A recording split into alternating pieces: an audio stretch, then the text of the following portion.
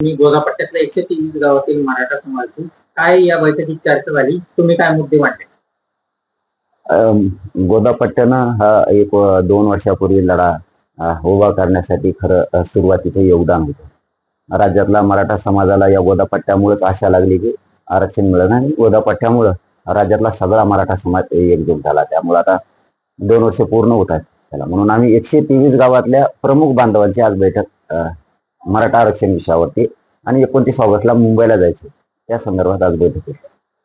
अजून काय इतर मुद्दे तुम्ही मांडले या बैठकीमध्ये? सगळे त्यांना जसं आता आमची पूर्वीची तयारी होती की मुंबईला जायचं म्हणल्याच्या नंतर आम्ही खरं बोललो समाजाशी, आणि 3 पर्याय दिले समाजाला. पहिला पर्याय असा की ज्याला मुंबईला 29 ऑगस्टला तिथं राहण्यासाठी यायचं आमच्या सोबतच, त्यांनी 15-20 दिवसाची तयारीने यायचं, जेवणा खावणाची सगळी तयारी करायची. समाज भरपूर देतो जेवायला, परंतु आपण बेसावध नाही जायचं, म्हणून आपल्या सगळ्या वस्तू घेऊन जायचं. दुसरा पर्याय दिला की जे मराठी इथंच काम करण्यासाठी शेतात राहणार आहे, कारण आमचा शेती व्यवसाय आहे, त्याच्यामुळे आम्हाला सोडून येता येत नाही शेत, तर त्यांनी फक्त 2 दिवस मुंबईला वाटा लावायचे, 27-28 फक्त 2 दिवस मुंबईला वाटा लावायचे, त्यांनी काम करायला शेताकडे यायचं, म्हणजे 2 दिवस त्यांनी काम बुडवायचं. आणि तिसरं असं ठरलंय की ज्या माता मावल्या आहेत त्या मुंबईला येणार नाही आहेत, मग त्यांनी 1 दिवस काम बुडायचं. म्हणजे ज्या रस्त्यावरून आम्ही जाणार आहेत त्या रस्त्यावरती 100 किलोमीटरवरून 4ही बाजूनी सगळ्या माता मावलींनी त्या रस्त्यावरती येऊन आशीर्वाद द्यायचा फक्त, असं या स्वरूपात ठरलंय. आणि शिक्षक, डॉक्टर, वकील, जे आमचा कर्मचारी वर्ग आहे सगळा, नौकर वर्ग राज्यातला, व्यावसायिक वर्ग, राजकीय श्रीमंत माणसं, यांना सुद्धा सांगितलंय की तुम्ही सुद्धा 2 दिवसासाठी सगळ्या तुमच्या गाड्या घेऊन मुंबईपर्यंत आशीर्वाद द्यायला म्हणून सोबत यायचं.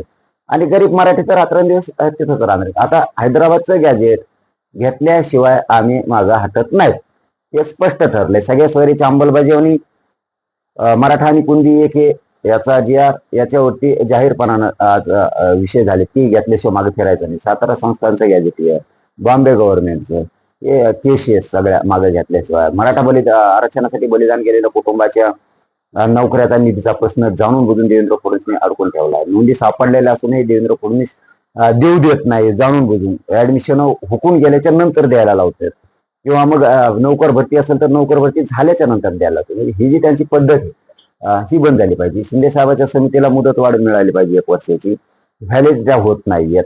हे जाणून बुजून जे छळ लावलाय मराठा समाजाचा देवेंद्र फडणवीसनी, याला कुठेतरी रोख लावण्याचं सुद्धा काम मराठा समाजाला पुढच्या काळात करावं लागेल. कारण त्याने असं ठरवलंय की दंगल घडून आणायचं ओबीसीत आणि मराठा छगन भुजबळच्या माध्यमातून, असा त्याचा पण आहे. आणि त्यांनी तसा पायंडा मांडलेला आहे.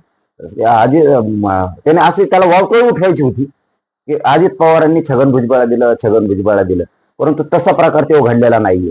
कारण त्याला काय, एकदा काम झालं की वापरून फेकून देणारा माणूस म्हणलं तर राज्यात कोणतं, ते देवेंद्र फडणवीस. त्याला गरज होती तर शिंदे साहेबाला जवळ घेतलं, आता शिंदे साहेबाची गरज संपली, आता अजित पवारांना दादांना जवळ घेतलं, आता त्यांची गरज संपन आणखी कोणाला तरी घेत.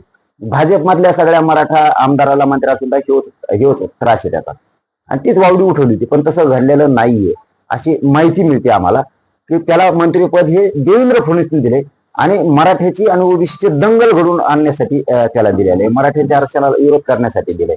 पण माझं असं म्हणणं आहे देवेंद्र फडणवीस की बाबा तुझं पोट भरतच नाहीये का?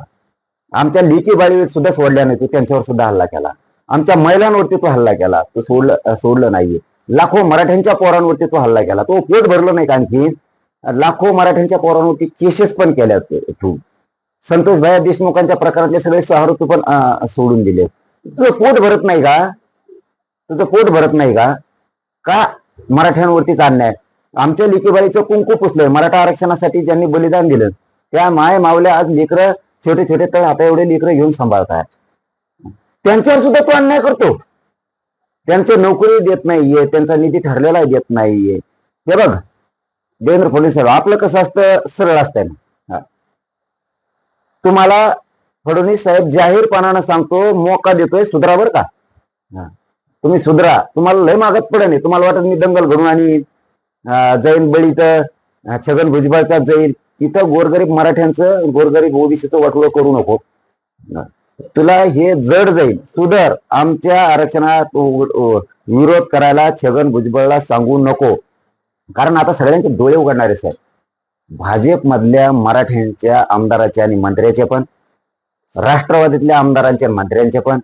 हे नाशिकचे पालकमंत्रीच काय देवेंद्र फडणवीसांनी जर मनात आणलं तर हे राज्याचे तिसरे उपमुख्यमंत्री सुद्धा होतील. म्हणजे सध्याचे 2 आहेत तर हे तिसरे होते. हे काय माहिती तुम्हाला, याच्यात चूक आता मराठीची खरं पाहिलं. आमदार खासदार मंत्र्याची यांची चूक आहे सगळ्यात जास्त. त्याला जाणून बुजून लादलं जातं हे मराठ्याच्या आमदार मंत्र्याला माहिती. गिरीश महाजन कोणत्या चालीचा आहे, भुजबळ कोणत्या चालीचा आहे. ह्या फडणवीसनी हे जे कावा म्हणतात का, कावा,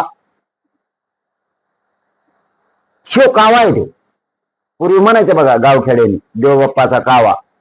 शो कावा आहे, शो कळू देत नाही. छगन भुजबळला वाटतं मला मोठे पण दिलंय, पण तो हातातून त्याला पाप घडून आणायचं देवेंद्र फडणवीसला. ही एक ओबीसीच्या नेत्याची एक फळी तयार केली आहे फडणवीसनी, आणि ती मराठ्यांच्या विरोधात सोडायची. आता हे मराठ्यांच्या आमदार खासदार मंत्र्यांचे कस काय डोळे उघडत नाहीत. यांना कळत नाही का देवेंद्र फडणवीस हे जाणून बुजून आपल्या जातीच्या विरोधात आग वकायला लावतो, त्याला आग वकायला लावतो.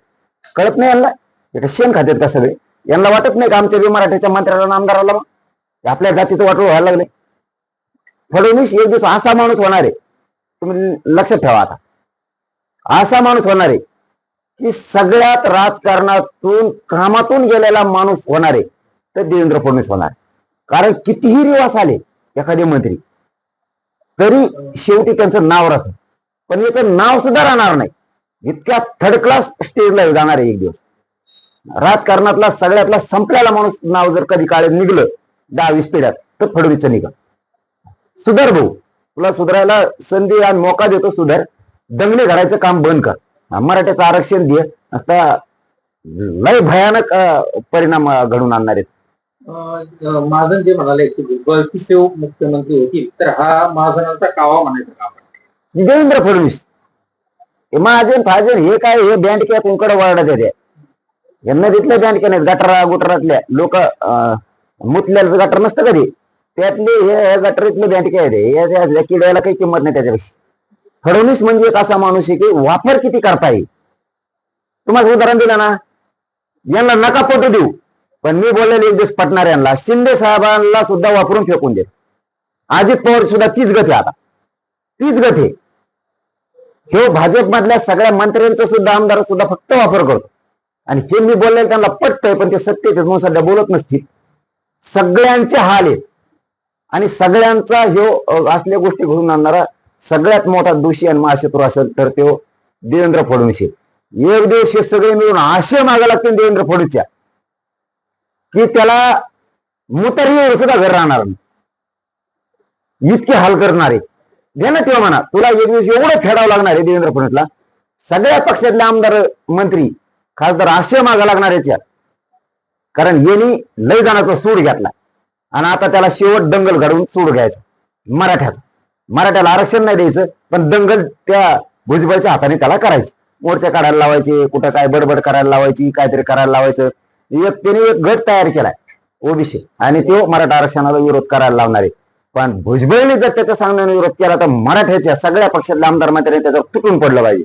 नसता मराठी तुम्हाला गावात फिरून नाही जाणार. एबीपी माझा, उघडा डोळे बघा नीट.